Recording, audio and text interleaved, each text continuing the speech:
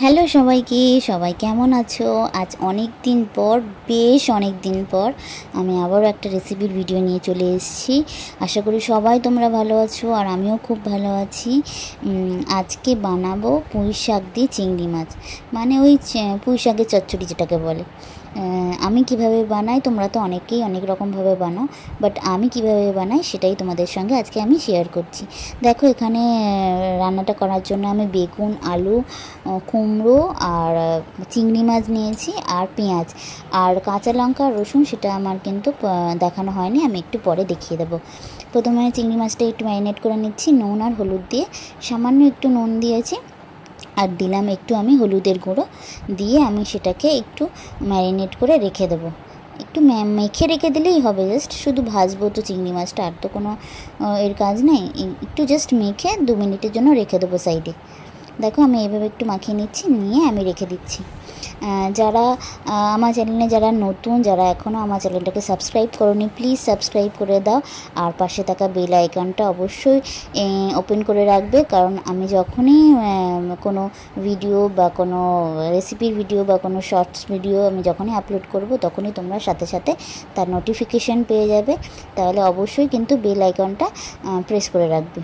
চলো তাহলে রান্নাটা শুরু করা যাক। প্রথমে একটা কড়াইতে সরষের তেল নিয়ে নিয়েছি, তার মধ্যে আমি চিংড়ি মাছগুলো যেটা ম্যারিনেট করে রেখেছিলাম সেটা দিয়ে অল্প একটু সামান্য ভেজে নিয়েছি। তারপরে ওই তেলের মধ্যে আমি কাঁচা লঙ্কা আর দিয়ে দেবো একটু রসুনের কুচি। রসুনটা আমি একটু কুচি কুচি করে নিয়েছি, তোমরা রসুনটা পারলে একটু থেঁতো করেও নিতে পারো, বাট রসুনটা আমি একটু কুচি করে নিয়েছি। তারপরে পেঁয়াজ কুচিটা দিয়ে দিলাম, পেঁয়াজ কুচিটা, রসুন কুচি আর কাঁচা লঙ্কা, এগুলো আমি বেশ লাল লাল করে ভেজে নেবো মানে বেশ। দেখো আমি কতটা ভাজছি সেটা তোমরা দেখতেই পাচ্ছ, বুঝতেই পারছো যে কীভাবে আমি ভেজে নিচ্ছি। ভালো করে ভেজে নেওয়ার পরে তার মধ্যে আলুটা দিয়ে দেবো। আলুটা দেওয়া হয়ে গেলে আলুটাকেও কিন্তু আমি সেমই প্রসেসে ভেজে নেবো ভালো করে। পরপর একটা করে সবজি দিয়ে যাব আর কি। একদম সহজ রান্না, মানে কোনো কিছুই ঝুট ঝামেলা নেই, একদম সহজভাবেই রান্নাটা আর হয়ে যাবে, তাড়াতাড়ি হয়ে যাবে। তারপর বেগুনগুলো দিয়ে দেবো, বেগুনটা আলুটা সব সবজিটাই একসঙ্গে ভেজে নেব। বেগুনটা ভাজা হয়ে গেছে, দেখো ওটাও সামান্য একটু ভেজে নিচ্ছি। বেগুনটা ভাজা হয়ে গেলে এবার আমি এর মধ্যে দিয়ে দেবো কুমড়োটাও দিয়ে দেবো। কুমড়োটাও কিন্তু আমি ভেজে নেব।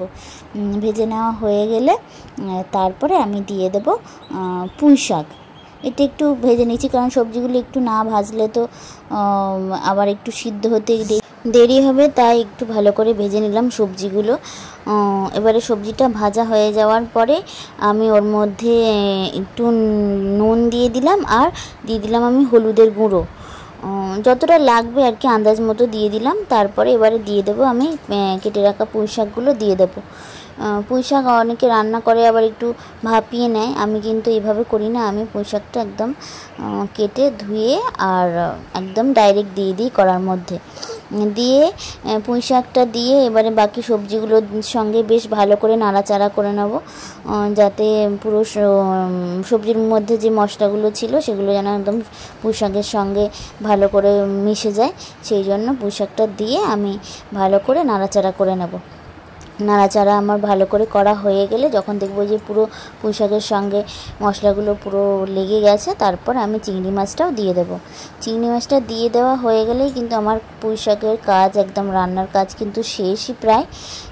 চিংড়ি মাছটা দিয়েও ভালো করে নেড়ে নেব, নিয়ে আর আমি এতে সামান্য একটু জল দেব। তোমরা এতে একটু চিনিও দিতে পারো, আমি সামান্য একটু দিয়েছিলাম।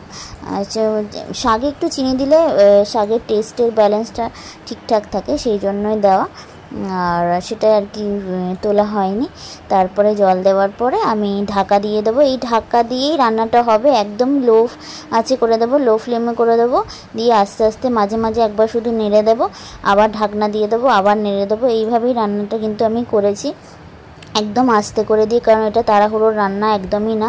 শাক মানেই আস্তে আস্তে রান্না করতে হয়, আস্তে আস্তেই রান্নাটা করেছি। দেখো কুমড়োগুলো একদম গলে গেছে, আলু ও পুঁই শাক সমস্ত কিছু গলে গেছে, কিন্তু একদম নরম হয়ে গেছে। আস্তে আস্তেই করতে হবে, তাড়াহুড়ো করলে কিন্তু শাকের ডাঁটাগুলো কিন্তু নরম হবে না, সিদ্ধ হবে না ভালো করে, শক্ত থাকবে, সেই জন্য আস্তে আস্তেই করতে হবে।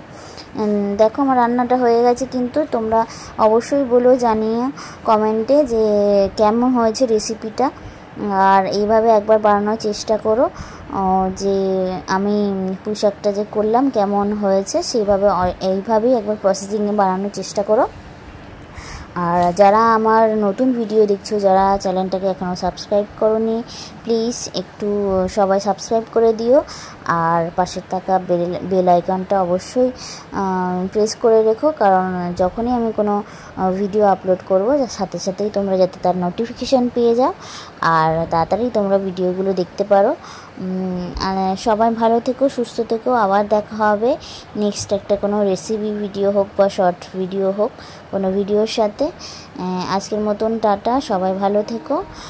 আর গরম ভাতে গরম গরম পরিবেশন করো চিংড়ি মাছ দিয়ে পুঁই শাকের ঘন্ট। কেমন লাগলো রেসিপিটা অবশ্যই জানিও। আজকের মতন টাটা, বাই বাই, সবাই ভালো থেকো, সুস্থ থেকো, আবার দেখা হবে নেক্সট একটা ভিডিওর সাথে। আজকের মতন টাটা।